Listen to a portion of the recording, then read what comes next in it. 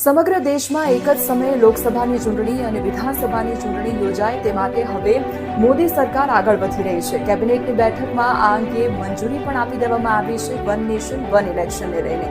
હવે તેનો અર્થ સમજીએ તો હવે અત્યાર સુધી લોકસભા અને વિધાનસભાની ચૂંટણી અલગ અલગ સમયગાળા દરમિયાન થતી હતી, પરંતુ જો આ નિર્ણય લેવામાં આવ્યો છે તો હવે આવનારા સમયમાં એક જ સમયે લોકસભાની ચૂંટણી અને વિધાનસભાની ચૂંટણી યોજાઈ શકે છે અને ત્યારે તમામ જે મતદારો છે ત્યારે એક જ સમયગાળા દરમિયાન મતદાન કરશે અને આખી જે ચૂંટણી પ્રક્રિયા છે તે એક જ સમયગાળા દરમિયાન થશે.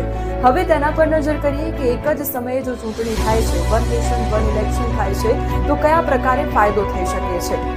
ચૂંટણી દરમિયાન થતા કરોડોના ખર્ચમાં બચત થઈ શકે છે, સતત થતી ચૂંટણીથી છુટકારો મળી શકે છે, તેમજ ફોકસ ચૂંટણી પર નહીં પરંતુ વિકાસ પર થશે.